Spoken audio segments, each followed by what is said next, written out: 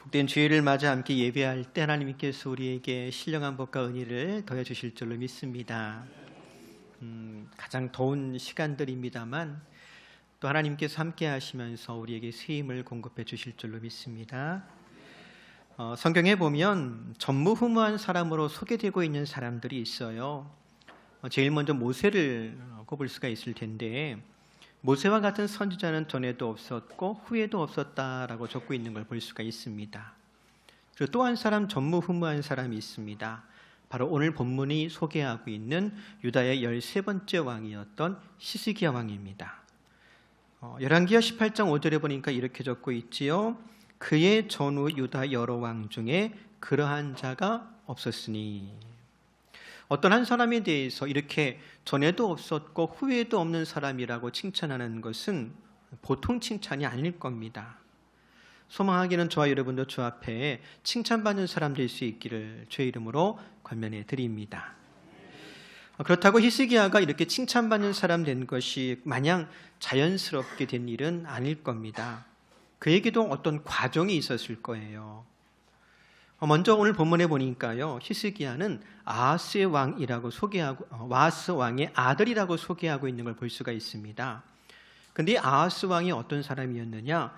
역대하 28장 27절에 보면 이렇게 기록합니다. 아하스가 그의 조상들과 함께 노음에 이스라엘 왕들의 묘실에 들이지 아니하고 예루살렘 성에 장사하였더라. 그의 아들 히스기야가 대신하여 왕이 되니라. 죽은 다음에 왕의 묘실에 장사되지 못했다라는 것이 어떤 의미일까요? 이 아하스 왕이 죽은 다음에 왕으로 인정을 받았더라 못 받았더라? 못 받았다는 거예요. 그래서 왕의 묘실에 장사하지 못했다라고 하는 겁니다. 근데 한번 생각해 보세요. 히스기야는 그 아하스 왕의 뭐라고요? 아들이에요. 아들 입장에서 아버지 장례를 그렇게 치르고 싶었을까요? 아닐까요? 그렇죠. 이 말이 또 어떤 의미가 되냐면, 사실은 히스기야는 자기 아버지의 장례를 자기 뜻대로 자기 의지대로 치르지 못할 정도로 힘없는 왕이었다는 것도 의미하고 있는 거예요. 그런 상황 가운데 아버지를 반대하는 사람들이 득세하는 시대에 그가 왕이 되었더랍니다. 또 한 가지, 히스기야가 왕이 되었을 때 유다의 정세는요, 외교적으로 특별히 격변의 시대였습니다. 그래서 열왕기하 18장 10절에 보니까 이렇게 기록합니다. 3년 후에 그 성읍이 함락되니 곧 히스기야 왕의 제6년이요 이스라엘 왕 호세아의 제9년에 사마리아가 함락되었다. 이때가 기원전 722년입니다. 아수르의 공격으로 말미암아 3년 동안 포위되었던 사마리아 성이 함락되고 북이스라엘이 멸망을 당한 겁니다. 하나님께서 여로보암에게 이스라엘 10지파를 맡겨두시더니 그 나라가 끝내는 이렇게 아수르에 의해서 멸망을 당하게 되면서 유다는 이제 아수르와 직접 국경을 마주대야 되는 아주 위험한 상황에 처하게 된 겁니다. 사실 북이스라엘은 유다보다 훨씬 큰 영토를 가지고 있었고 그만큼 백성의 숫자도 많았습니다. 그런데 그런 북이스라엘이 먼저 멸망을 당한 이유가 무엇이냐? 열왕기하 18장 12절에 보면 이렇게 소개합니다. 이는 그들이 하나님 여호와의 말씀을 듣지 아니하고 그의 언약과 여호와의 종 모세가 명령한 모든 것을 따르지 아니하였음이더라. 즉 성경은 북이스라엘이 멸망당한 것이 외교적으로 혹은 군사적인 어떤 이유 때문이 아니라 사실은 내부적인 문제 때문에, 그들이 하나님을 잊었고 하나님 말씀을 잊었기 때문에 멸망당한 것이라고 소개하고 있는 걸 보게 돼요. 그리고 이런 내부적인 문제는 비단 북이스라엘의 문제뿐만이 아니라 사실은 히스기야가 통치하는 남쪽 유다도 매한가지였더랍니다. 그래서 과연 이런 상황 가운데 왕이 된 힘없는 히스기야, 어떤 선택을 해야만 했을까 생각해 보지 않을 수가 없습니다. 과연 누구의 도움을 청해야 했을까? 혹 그의 아버지처럼 강대국 아수르의 도움을 청하여서 아수르 왕을 섬김으로 정권을 유지해야 했을까? 사실은 천만에요. 오늘 본문에 보니까 히스기야에 대해서 이렇게 소개합니다. 다시 한번 우리 5절과 6절 읽어보겠습니다. 같이 읽습니다. 히스기야가 이스라엘 하나님 여호와를 의지하였는데 그의 전후 유다 여러 왕 중에 그러한 자가 없었으니 곧 그가 여호와께 연합하여 그에게서 떠나지 아니하고 여호와께서 모세에게 명령하신 계명을 지켰더라. 그리고 심지어 아버지 때부터 섬겨오던 아수르 왕을 배반했다라고 적고 있는 걸 보게 됩니다. 주님을 의지하고 주님과 연합하였다. 이것이 히스기야가 안고 있었던 모든 문제를 헤쳐나가고 또 그의 나라를 구원하는 방법이었더라 합니다. 그리고 오늘 저와 여러분이 읽은 본문에 보면 이렇게 주님만을 의지하고 주님과 연합하기 위하여서 히스기야가 행했던 일들에 대해서도 소개하고 있는 걸 볼 수가 있는데요. 4절에 보니까 이렇게 기록합니다. 같이 읽습니다. 그가 여러 산당들을 제거하며 주상을 깨뜨리며 아세라 목상을 찍으며 모세가 만들었던 놋뱀을 이스라엘 자손이 이때까지 향하여 분향함으로 그것을 부수고 누수단이라 일컬었더라. 히스기야가 어떤 일을 행했느냐? 1번 여러 산당들을 제거했더랍니다. 이게 어떤 의미일까? 사실 유다 백성들, 하나님 백성들은 성전을 중심으로 생활하며 성전을 중심으로 신앙생활해야만 했더랍니다. 그렇지만 이스라엘, 유다 가릴 것 없이 이들은 성전이 아니라 자신들 마을 주변에 있는 산당에서 제사하며 분향하는 것을 더 좋아했어요. 왜 그랬을까? 쉽게 예를 들자면 이런 겁니다. 어떤 한 사람이 하나님께 성전에 올라가서 화목제물을 드린다면 성전까지 가야 하는 수고로움이 필요한 거예요. 게다가 화목제물을 드리면 제물의 일부는 태워서 하나님께 향기로운 제사를 드리지만 나머지 부분은 제사장 목 떼어줘야 되고요. 그리고 이웃 사람들과 함께 나누어 먹어야 되는 거예요. 근데 만약 성전으로 가지 않고 마을 주변에 있는 산당 가서 제사를 드린다.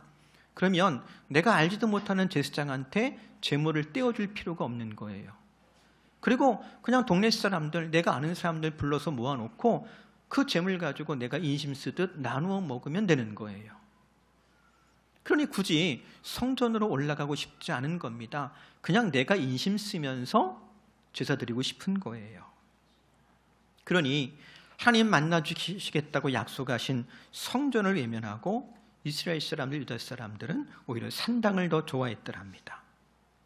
이런 걸 가리켜서 사사기의 말씀을 좀 빌어서 표현한다면 자기 소견에 옳은 대로 행했다고 할 수가 있을 거예요. 히스기야는 이런 산당을 제거하는 데 앞장섰더랍니다. 다시 말하면 성전 중심의 삶을 살아갈 수 있도록 백성들을 독려한 겁니다. 그리고 성전 중심으로 살아간다라고 하는 것을 우리 신앙생활에 어떻게 적용할 수 있을까요?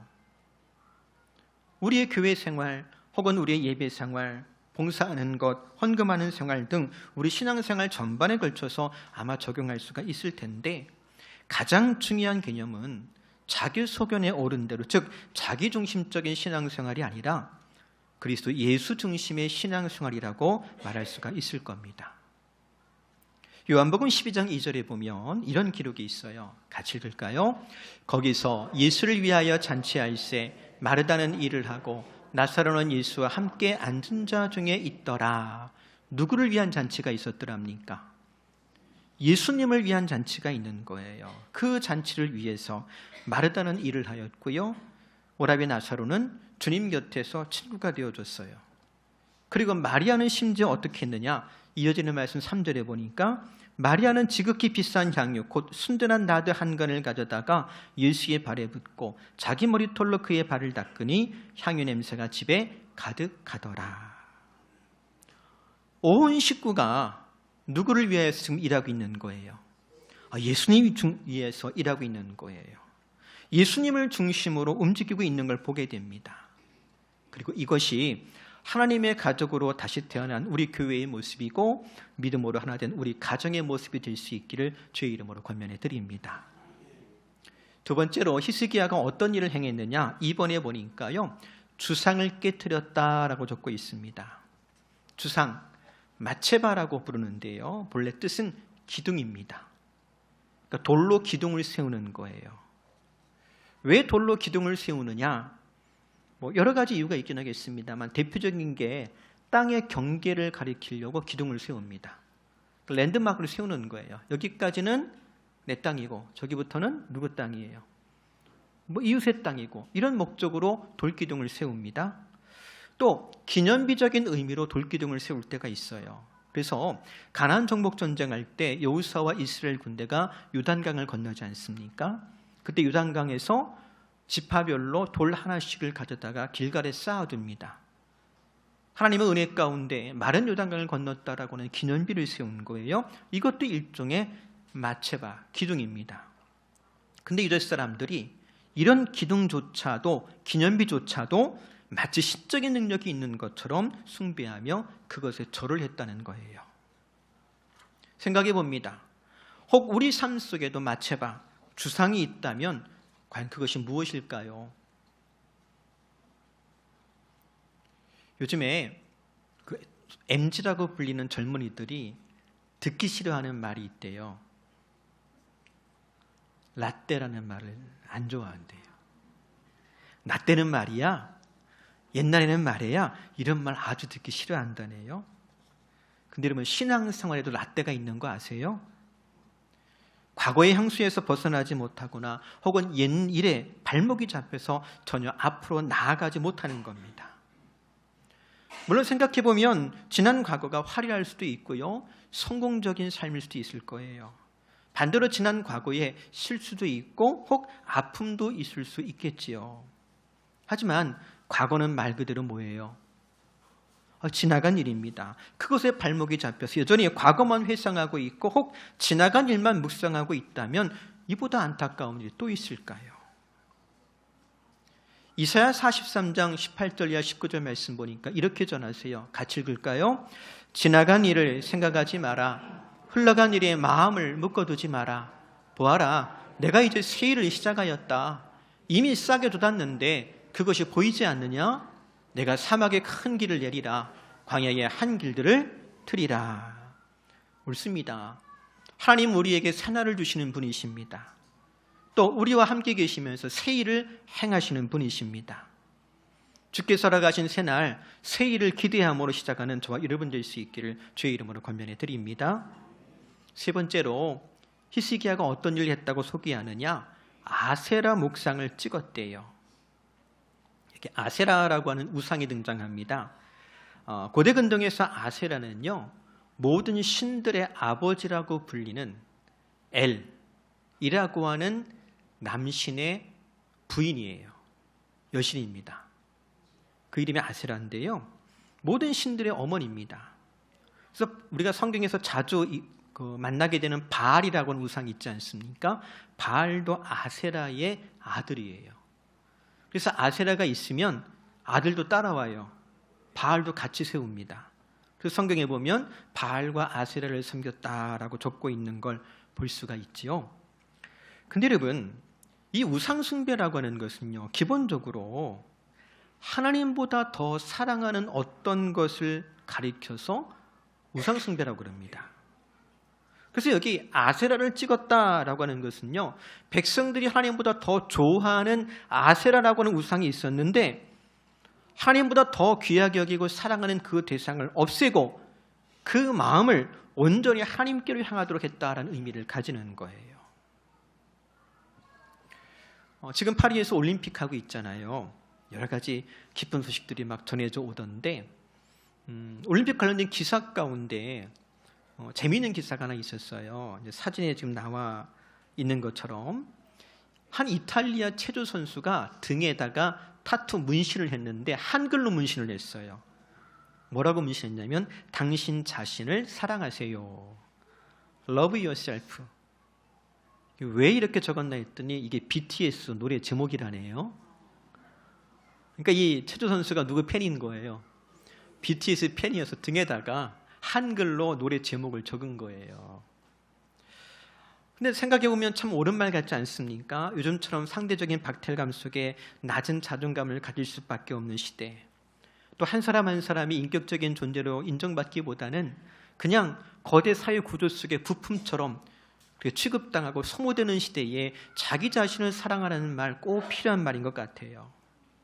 하지만 우리가 영적으로 생각해 본다면, 신앙적으로 좀 생각해 본다면 우상 숭배의 가장 절정이 뭐냐? 바로 자기 사랑입니다. 성경이 말씀하신 사랑하고는 정반대거든요. 성경은 하나님을 사랑하고 이웃을 사랑하라고 가르치잖아요. 근데 우상 숭배는 자기 사랑이에요. 자기 만족에 심취되는 거예요. 그래서 한 번 더 생각해 봅니다. 사랑하는 성도 여러분, 혹시 내 삶에 가장 소중한 것이 있다면 그것이 무엇일까요? 만약 내가 소중히 여기는 것을, 가치 있게 여기는 것을 목록을 만들어서 번호를 매긴다면 1번부터 10번까지 혹은 1번부터 3번까지 번호를 매긴다면 어떨까요? 그리고 덜 중요한 것부터 지워가기 시작하는 거예요. 하나씩 밑줄 긋듯 지우는 거예요. 그리고 제일 마지막에 남은 것, 그게 뭘까요? 아마 있을 거예요. 사람이든 물건이든. 그래서 한 번 더 질문합니다. 그 마지막 남은 가장 소중한 것, 그 마지막 남은 것조차도 하나님 앞에서 포기할 수 있을까요? 그 마지막 남은 것조차도 하나님 앞에서 포기하고 내려놓으라면 너무 한다고 혹은 잔인하다고 할지도 모르겠어요. 그렇지만 여러분, 그것을 내려놓고 포기할 수 있을 때 우리는 소위 하나님의 민낯을 볼 수 있을 거예요. 고린도전서 13장 12절 보니까 이렇게 기록합니다.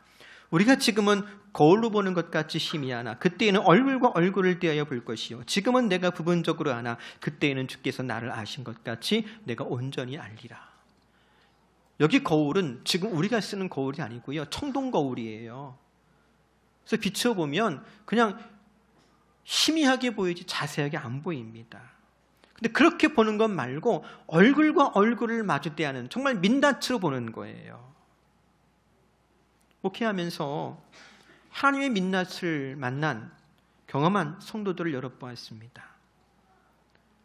근데 흥미로운 것은요, 하나님의 민낯을 볼 때에 감춰져 있던 그의 속사람도 드러나더라고요. 어떤 사람은요, 동경할 만큼 아름다운 속사람을 간직한 사람도 있고, 어떤 사람은 안타깝지만 그렇지 못한 사람도 있더라고요. 사랑하는 성도 여러분, 하나님의 민낯 혹은 속마음, 하나님의 진심을 알고 싶지 않습니까? 성경이 말씀하시는 거울로 보는 것 같지 않고 얼굴과 얼굴을 마주대하듯 그렇게 하나님의 진실함을 경험하는 저와 여러분 될 수 있기를 바랍니다. 그러면 비로소 내가 그리스도 예수 안에 있고 내가 그리스도 예수 안에 있다라고 하는 그 신앙의 신비를 누리게 될 줄로 믿습니다. 마지막 네 번째로 히스기야가 어떤 일을 했다고 소개합니까? 모세가 만들었던 놋뱀을 부쉈대요. 이 놋뱀의 기원에 대해서는 여러분 잘 알고 있지요. 이스라엘 백성들이 광야 생활 중에 하나님을 원망하고 불평했더랍니다. 그때 하나님께서 백성들에게 불뱀을 보냈어요.